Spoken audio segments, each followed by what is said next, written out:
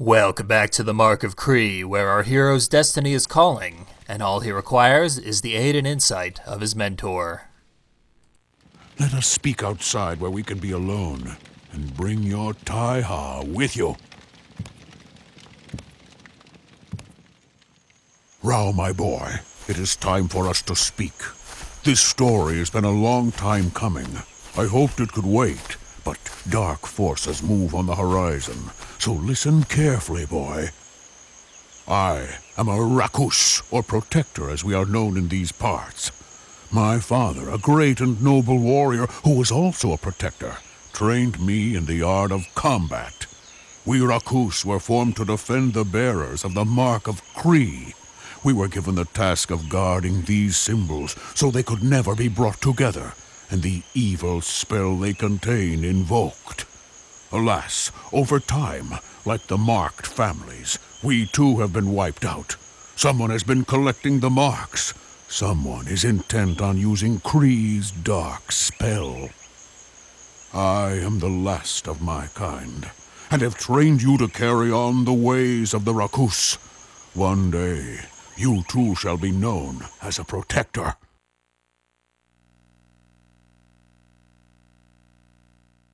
Baumusu sure is irresponsible with that hook hand. Saw him stab himself like 5 times during that cutscene. This is our only required tutorial in the game, and it's every bit as tedious as all the previous ones. All we really need to know from that tutorial is that with the focus beam, we can assign 2 enemies to each of our targeting buttons. Beyond that little tidbit of information, we're just going to rely on Rao's instincts.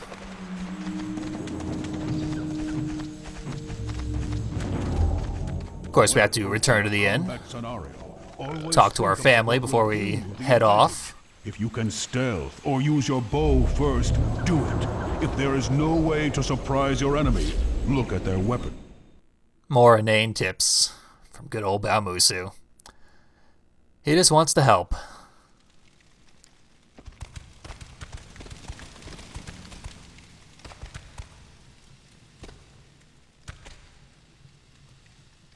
Everyone has left the inn except this strangely skinny lady who has never spoken a word. A word of advice from an old man, my friend. Remember that the future is not ours to decide. We are all pawns playing out a game for the gods. Has been a lot of talk of destiny, that's for sure. I don't want you to leave. I had a bad dream. A mutt just came out of the ground and killed everyone. I'm scared, Rao. Promise me you'll be careful. Haven't seen a monster yet in all of our travels, so that seems pretty ridiculous. Rao, be careful. These are dangerous times. There's been far too many strangers passing through these parts lately. I should sharpen my sword, just in case. Baumusu was right. Dark times it is. Dark times it is. That seems a lot less ridiculous, unfortunately. Although I would like to see Rongo with a sword. Before we head off, we do have to play dress up one more time. This is a very hard-fought costume, and it better be worth it. What the hell is this? Well, I can't say that was worth mastering the directional strikes of the sword, using them in the arena, but maybe it'll make sense in context. Certainly next time we return to the inn, we'll be in less ridiculous garb, and hopefully greeted as a hero. Lines creased my master's brow. The excitement of high adventure replaced with fear and concern for the people he loved. If dark times were coming, he should be at Baumusu's side protecting his home, but the oracle was exact in its instruction to him. He was told to go find the boy bearing the Mark of Kree. A boy in need of a protector. This is where his destiny lies.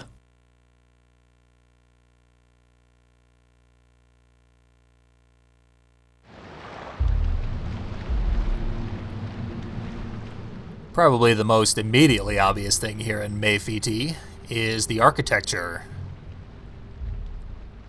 It's heavily inspired by classical Greek structures.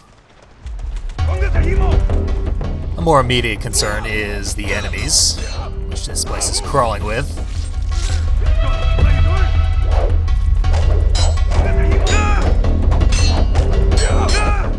They're as easily brutalized with our sword as ever.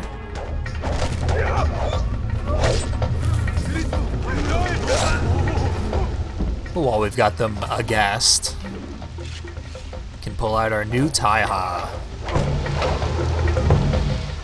The Taiaha is a weapon of great import to the Maori tribes of New Zealand. Its use involves very elaborate motions, including spinning it from its center to strike nearby opponents, thrusting with the pointed end, and of course, great sweeping arcs with the flat wooden blade on the other side. Its use by a well-trained warrior can appear almost as though they're dancing with it. And of course, our hero is pretty animated to begin with.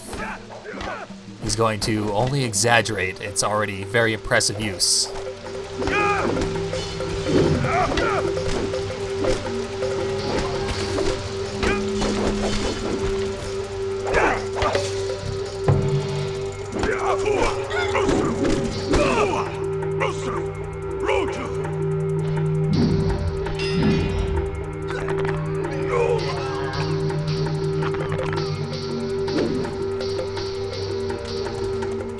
That, for example, is a somewhat non-traditional use of the Taiaha.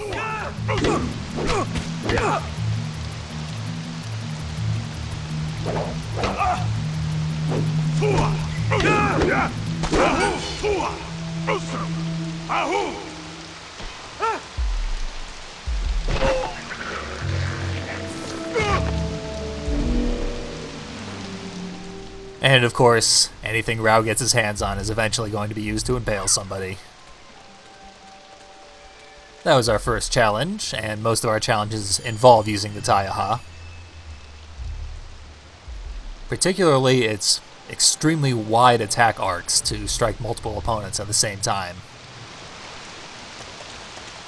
I find this to be a strange place for a perch, since there's nothing of interest out there actually. Just sort of gives you a hint that there's items right around the corner.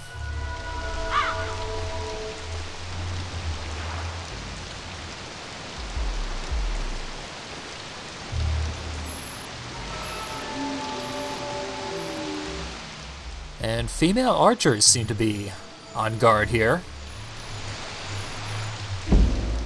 We haven't faced any female opponents before, although there was concept art for female archers in Hayadoko.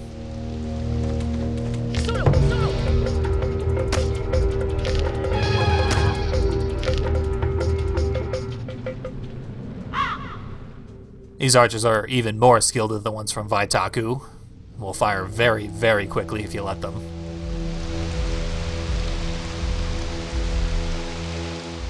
Now that looks very much like a situation I'd like to prevent escalating by having that hornblower go off.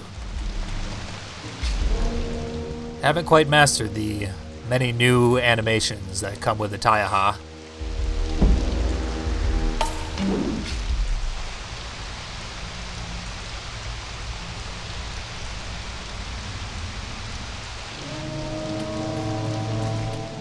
Let's see if we can at least take out our priority target.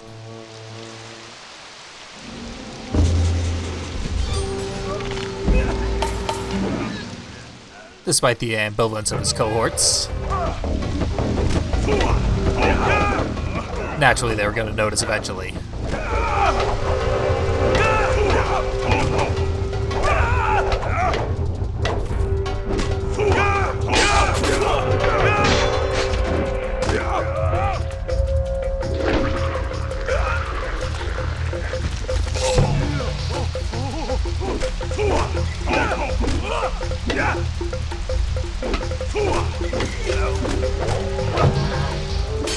That was all of our combos on display, actually.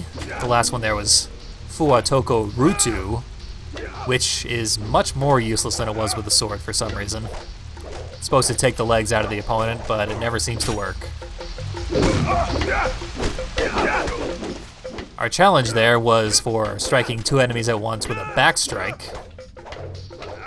which is not what it looked like.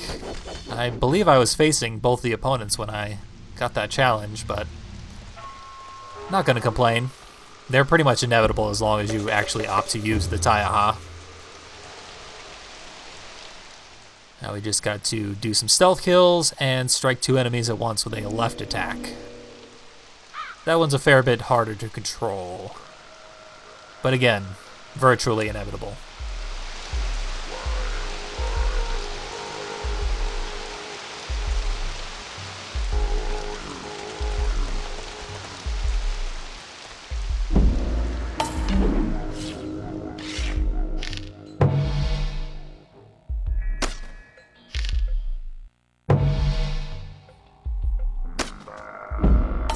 Thin the herd down to a single opponent. So that's where we operate best.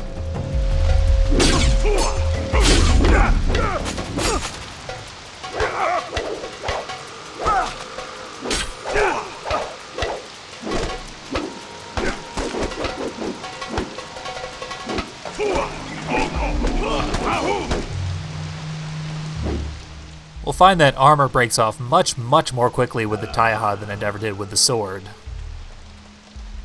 Seems to just be a matter of there being many more hits in the average Taiaha combo.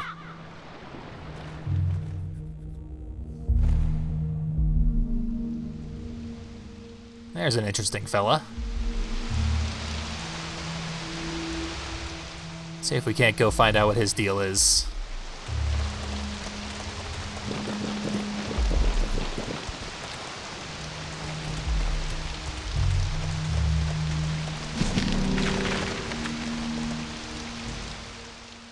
Looks sort of like we can't.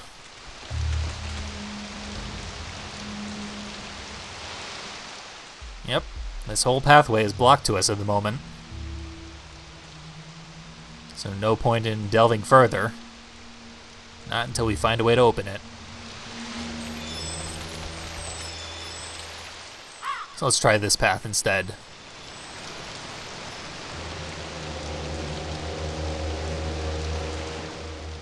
Sort of make out the solution already. 2 enemies around the corner, and a new type of bell that is functionally identical to the previous type.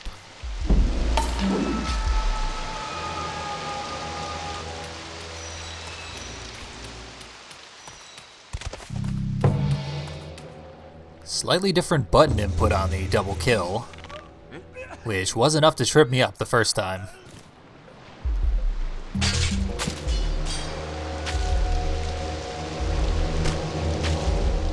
There's an animation we remember Rao doing with the sword a long time ago. It's probably the only animation that gets reused between the 2 weapons.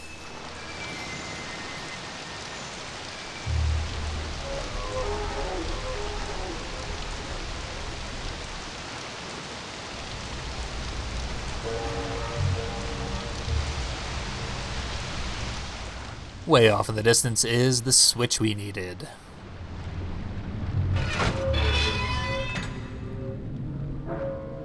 Now we can check out what's back there.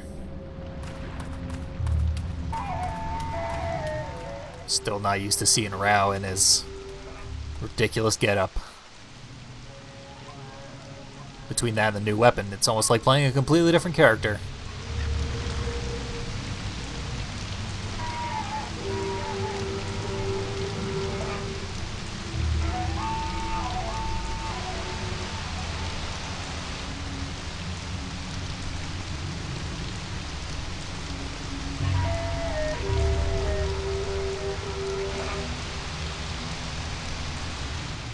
Quite a nice cache of items way off in the back there. Shouldn't be that hard to get to it.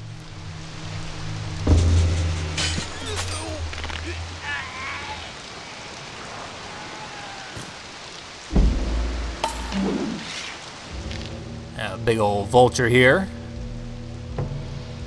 Works just like the old boar.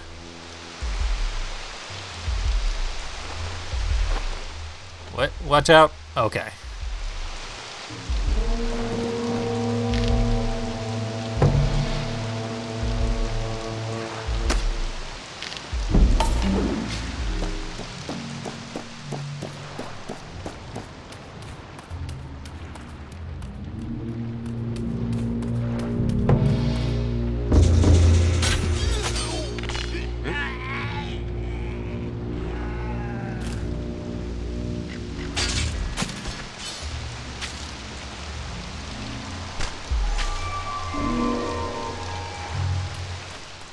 We are racking up these challenges.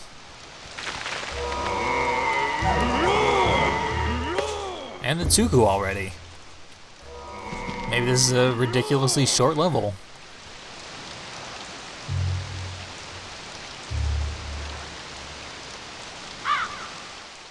No need to share your perch, Kuzo. Long ago, during the First Age, a series of dark spells were created. One of these spells had the power to bridge our world with the one of darkness, an evil spell with no purpose but that of destruction. Before it could be invoked, the spell was stolen and broken into 6 separate parts, 6 lines, 6 symbols. The spell, however, was dark and powerful, and not easily destroyed. So instead it was hidden away where none would find it, scattered about the world in 6 separate locations, 6 different families entrusted with its safekeeping.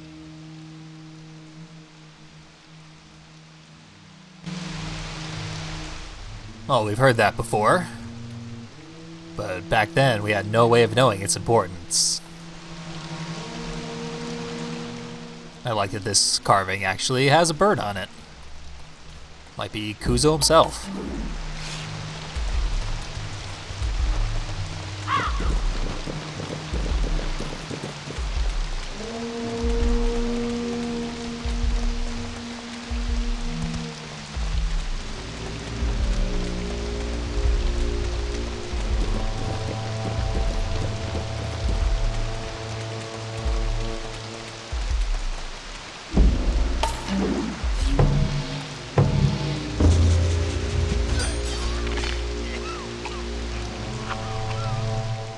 I was all ready to start stabbing him with the Taiaha, but if he's gonna be that blind, might as well just break his neck. Now there is a perch where we can see what's around this corner. You have to send Kuzo to that perch and he'll spot it for you. However, there's no way to stealth against these walls, so you can't kill anybody safely. All you can do is activate them, and then respond in kind. However, if I had known about the archer, I would have at least come in with the bow and taken her out first. So instead, I'll just lure people back to this area.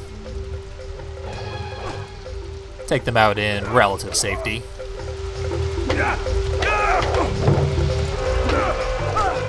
Kinda hoping to accomplish that last challenge. If for no other reason than to say I did it in the first stretch of the level.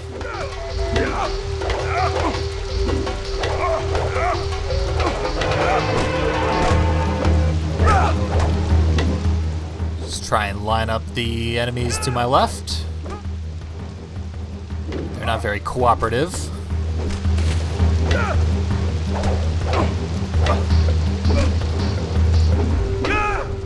It's kind of hard to identify which of the Taiaha attacks count as left strikes, because almost all of them cover a full 360 degrees.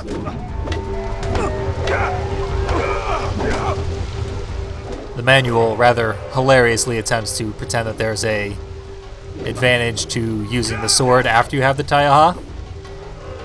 And the sword is slightly faster, but really the only practical advantage is that we know the animations of the sword slightly better than those of the Taiaha at the moment. Once we master this new weapon, it will be unequivocally better in every way.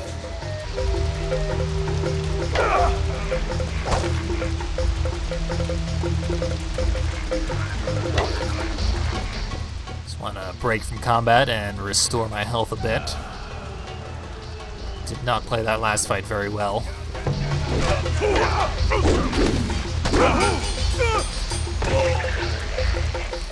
Make a beautiful grim totem. And move on to the enforcer for this area. He's got a Taiaha of his own. And it did him very little good. We actually met one of these gentlemen way back in Taparoku, the very final enemy of that level. He was quite a bit more formidable then.